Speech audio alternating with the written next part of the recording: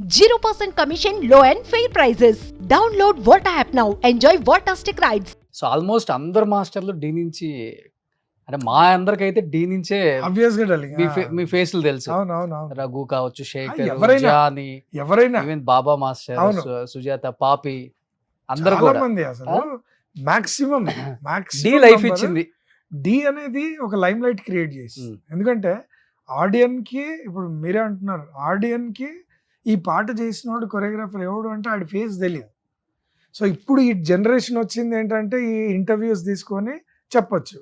But ఈ generation కూడా start అవ్వకముందు మన న్యూస్ పేపర్ నుంచి బయటకు వచ్చి ఒక మీడియా నుంచి రావాలి అని అంటే 2007 నుంచి స్టార్ట్ అయిన డి ప్రోగ్రామ్ ఆల్మోస్ట్ అందరు కొరియోగ్రాఫర్స్ని బయట పెట్టేసింది. ఏంటంటే పలాన్ సాంగ్ ఈ మాస్టర్ చేశాడు, ఇతని ఫేస్ ఇది. అండ్ ఆ కాంపిటీషన్లో కూర్చున్నప్పుడు అతని నేచర్ అది, అతను మాట్లాడే పద్ధతి అది, అతనికి ఉన్న డాన్స్ టాలెంట్ అది అన్ని చూపించేసి, ఆయన లేచిపోయే విధానం అది, ఇంకా రకరకాలుగా మనిషి మనస్తత్వాన్ని చూపించేసి, అండ్ దాంతో లైమ్ లైట్ క్రియేట్. కానీ ఆ ప్లాట్ఫామ్ ని బాగా వినియోగించుకున్న వాళ్ళు మనోళ్ళు, తెలుగు వాళ్ళు. నేనున్నాను, నాకు D3 అనేది చాలా ఫేమ్ తెచ్చిపెట్టింది. సో దాంతో నాకు ఇప్పుడు దాంతో పాటలు వస్తాయా రావా అనేది కాదు, దాంతో ఫేమ్ వస్తుంది. ఏంటంటే మీరు చేసుకునే పాటలు ఆడియన్కి ఇంకోసారి తెలిసింది అనుకోండి ఇలాంటి ఇంటర్వ్యూ ద్వారా, అంటే డి అనేది ఒక పునాది. ఇలాంటి ఇంటర్వ్యూ ద్వారా నేను ఇంకో 2 పాటలు ఎక్స్ట్రా చేసాను తెలిసిందంటే ఇంకా ఫ్యాన్ ఫాలోయింగ్ పెరుగుతుంది. సో అలా ఫ్యాన్ ఫాలోయింగ్లు చాలా పెరిగిన దీంట్లో నాకు కూడా, ఎందుకంటే ఇప్పుడు కొరియోగ్రఫీ అంటేనే చెన్నై నుంచి పిలిపిస్తారు. అవును, అసలుకి మన తెలుగు వాళ్ళు లేరు అవును, మొన్నటి వరకు కూడా. అవును. ఈ డి వచ్చిన దాకా మీ అందరు కొంచెం బాగా డెవలప్ అయ్యి, బాగా నాకు గుర్తు ఏంటంటే ఆర్యా 2 నేను ఏదైతే డెబ్యూ చేశానో దాంట్లో 6 కొరియోగ్రాఫర్స్ 6 సాంగ్స్ హైలైట్. అది 6 పాటలు 6 కొరియోగ్రాఫర్లు. అందులో సాలిడ్గా 3 చెన్నై వాళ్ళు ఉన్నారు మాస్టర్స్, 3 పాటలకి తెలుగు వాళ్ళు ఉన్నారు. అదే నేను, Ganesh master and Nixon master. So 3 తమిళ వాళ్ళు, 3 తెలుగు వాళ్ళు ఉన్నారు. ఇక్కడ ప్రాంతీయ భేదాలు అనేది కాదు. ఆ తర్వాత ఏం జరిగిందంటే స్లో డౌన్ అయ్యి చెన్నై వాళ్ళు రావడం అండ్ తెలుగు వాళ్ళుగా మాకు అవకాశాలు పెరగడం జరిగింది. జరిగినప్పుడు వాళ్లకు వర్క్ ఇక్కడ తగ్గింది. సో మేము స్టార్ట్ చేసి వస్తున్న టైంలో నెక్స్ట్ ఇమ్మీడియట్ శేఖర్ రావడం జూలై నుంచి. శేఖర్ మీ జూనియరా? జూనియర్ ఏం కాదు, సేమ్ కేటగిరీయే, బట్ సాంగ్స్ వైజ్ గా తను జూలై అనేది తర్వాత వచ్చింది కదా. ఓకే. సో జూలై నుంచి తను అల్లు అర్జున్ గారు ఛాన్స్ ఇవ్వడం, అక్కడి నుంచి తను అనేది సేమ్ మన నితిన్ గారు జానీకి ఇవ్వడం, ఏం మాయ చేసావి అని ఒక పాట, అక్కడి నుంచి రాజమౌళి గారు ఇవ్వడం ఛాన్స్. ఇది మన సునీల్ హీరో గారు చేశారు కదా మర్యాద రామ, రాయ్ రాయ్ సలోని అనే సాంగ్. సో ప్రతి ఒక్కరికి ఇంకా నెక్స్ట్ అని ఫెచ్చింగ్ వెళ్ళిపోయింది. సో ప్రయారిటీ అంతా ఇక్కడ వాళ్ళకి అయిపోయింది. మీ ముగ్గురులో టాప్ ఎవరు ఉన్నారు? ఆబ్వియస్ గా master and Raghu master and top అంటే అదే డార్లింగ్, ఎవరి దాళ్ళకే. ఇప్పుడు ఎట్లా అంటే ఇప్పుడు ఆబ్వియస్ గా శేఖర్ బాగా చేస్తున్నాడు అండ్ జానీ బాగా చేస్తున్నాడు, అండ్ జానీ కొంచెం ఇప్పుడు తమిళ్ హిందీ వాటికి వెళ్ళిపోయాడు, అండ్ శేఖర్ కూడా మెల్లగా తమిళ్ అవి చేస్తున్నాడు. సో నేను నాకున్న సాంగ్స్ నేను చేస్తున్నాను. హార్డ్లీ ఒక 5-6 మందికి కొంచెం ఎక్కువ పేరు ఉంది ఆ సీనియారిటీ వైజ్ గా. ఇంకా తర్వాత నెక్స్ట్ జూనియర్స్ లో కూడా చాలా మంది వచ్చారు. అంటే వీళ్ళందరూ కూడా కొంచెం సోషల్ మీడియాలో అంటే కొంతమంది ఛానల్స్ పెట్టి వెబ్ సిరీస్లు అది ఇది చేయటం, కొంతమంది పార్టీలలో జాయిన్ అయ్యి ఎవరంతటి వాళ్ళు ఫేమ్ తెచ్చుకుందాం, ఇంకా ఫేమ్ ని బాగా వాడుకోవాలని. ఎందుకు రఘు అనే వ్యక్తి చాలా లో ప్రొఫైల్ మెయింటైన్? అంటే లో ప్రొఫైల్ అని అంటే ఇప్పుడు నా పాట అయింది, నా షూటింగ్ అయిపోయింది, ఇంటికి వచ్చేస్తాను. సో నేను సోషల్ మీడియాలో పోస్టింగ్ అలవాట్లేదు యూజువల్గా. అంటే మన లైఫ్లో ఏం జరుగుతుంది అండ్ ఇంకో చిన్న ఫిలాసఫీ అది మెయింటైన్ చేస్తుంటాం. మన సక్సెస్ని నలుగురికి తెలపాల్సిన అవసరం లేదు, అండ్ మన ఫెయిల్యూర్ ఆఫ్ స్క్రీన్ ఉంటారు కాబట్టి తెలియాలి మాస్టర్. లేదు అంటే నేను ఏం చేస్తున్నాను అని నలుగురికి చెప్పాల్సిన పని లేదు. ఇప్పుడు నేను మెయింటైన్ చేసే జడ్జిలుగా వస్తున్నారు కాబట్టి మన శేఖర్ గారు కావచ్చు, జానీ గారు కూడా మధ్యలో వచ్చారు. అవును, ఇప్పుడు మీరు కూడా జరుగుతుంది. సో ఇద్దరు అందగత్తెల మధ్య మీరు ఉండటం అంటే మీరు లేడీస్ ఉంటేనే జడ్జిలుగా అక్కడ ఉంటారా? ఏదో కలిసి వస్తుంది అలా. మా అందరికి ఇష్టమైన హీరోయిన్ శ్రీదేవి, మీనా గారు నాకు కూడా మీనా గారిని చూస్తుంటే అసలు మంచి మంచి సినిమాలు చిన్నప్పుడు అంతా చూసాం కదా. ఓకే. సో ఆవిడ పక్కన ఉంటే అరే సూపర్ చాంప్. ఉమ్, ఇవన్నీ కూడా ఇన్స్పిరేషన్ అంతే నెక్స్ట్ జనరేషన్స్కి. అరే ఇలా కొరియోగ్రాఫర్ ఇలా నెంబర్ 1గా అయితే, ఇలా బిజీగా ఉంటే 4 షోస్ వస్తాయి, జడ్జెస్గా వస్తుంది, ప్రొఫైల్ పెరుగుతుంది.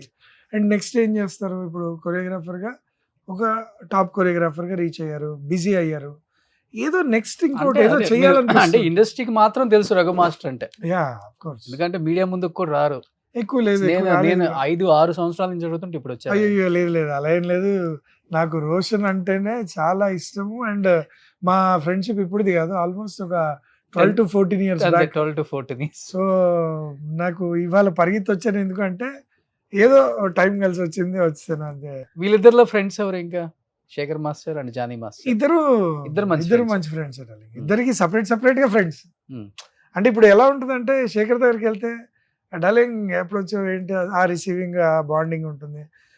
జానీ ఉన్నాడంటే అనే ఎలా ఉన్నావు ఏంటనే, తను జూనియర్. ఓకే. సో జూనియర్ అనేది కాకుండా ఆ పిలవడంలోనే అనే అనే అని భయ్యా భయ్యా అని పిలుస్తారు. సో ఆ బాండింగ్. ఇప్పుడు ఆ డీలో కోపంగా లేచిపోవడం, అరవటం అలానే ఉంటుందా జానీ మాస్టర్? జానీ జానీ జానీ బేసిక్ గా అతను ఏం మాట్లాడాలనుకుంటాడో అది మాట్లాడేస్తాడు. తనకి ఆ ట్రాన్స్పరెన్సీ అనేది ఉంటుంది. ఏంటంటే ఇది మాట్లాడేస్తాం. మనం ఏం ఆలోచిస్తామంటే అరే ఈ పాయింట్లో ఇది కరెక్టా, మనం హార్ష్గా మాట్లాడడం, ఒకసారి అటు ఇటుగా ఒక్కసారి ఆపి మనల్ని జడ్జ్ చేసుకుని మాట్లాడతాం. తను అలా ఏం కాదు, ఒకసారి అనిపించింది ఏదైతే అది. బట్ అలాంటి వాళ్ళకి మంచి లైఫ్ ఉంది ఇప్పుడు.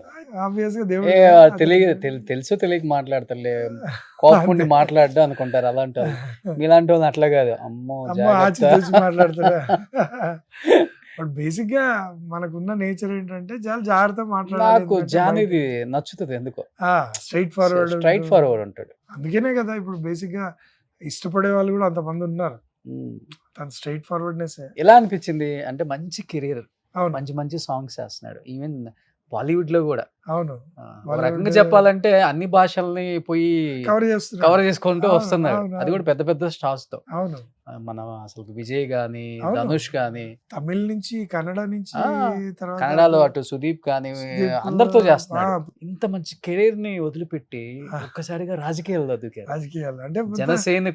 తనకి ఫస్ట్ నుంచి నేను చూడడం ఏంటంటే ఏదో ఒక సర్వీస్ చేయాలనే ఒక మోటో ఉన్నోడిలాగానే కనిపించేవాడు. అంటే చాలా పాత నుంచి కూడా అబ్జర్వ్ చేస్తే తనకి ఒక చోట కూర్చున్నాడు అని అంటే ఆ కూర్చున్న ప్లేస్లోనే ఇష్టపడి ఒక 10 ఏళ్ళు కూర్చోవాలనిపించే రకం కాదు. లేచి ఇంకేదో చేయాలి అని ఎప్పుడు ఆ తపన ఫేస్లో కనబడుతూనే ఉంటుంది. ఓకే. సో ఆ దేంట్లోనే మనం ఏంటి అబ్బాయి ఏం ఆలోచిస్తుంటాడు అని మనకు కూడా జడ్జ్మెంట్ ఉండేది కాదు. కానీ ఏదో చేశాడు, ఇక్కడి నుంచి నెక్స్ట్ లెవెల్ ఆ చేసుకుంటూ సడన్ గా పాలిటిక్లో వెళ్ళేటప్పుడు మేము కూడా షాక్ అయ్యాం. ఈ ఫేస్ ఏంటి అని. టీవీలో ఇప్పుడు మీలాగానే టీవీలో నేను కూడా చూస్తే నాకు అర్థమైంది, అరే ఏంటిది కొత్త ఇది అని.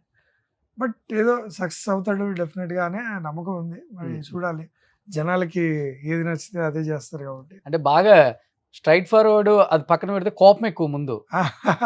రాజకీయాలు అలా ఉండకూడదు, రాజకీయాలు చాలా సున్నితంగా, అంటే రాజకీయం కూడా ఆచితూచి మీలాగా ఉండాలి. ఆచితూచి కానీ రాజకీయం కూడా నేర్పిస్తుందేమో మనవాడికి, నాకు తెలిసి వెళ్ళాడు కాబట్టి అది కూడా ఒక అనుభవమే. ఇప్పుడు ఆ కోపంగా ఉండే స్టేట్మెంట్లు చూసి భయంకరంగా ట్రోల్ చేస్తున్నారు. అందులో ఈ రోజు పవన్ కళ్యాణ్ గారు వెనక మోడీ ఉన్నారు అనుకున్నాను, కాదు జానీ మాస్టర్ ఉన్నాడు.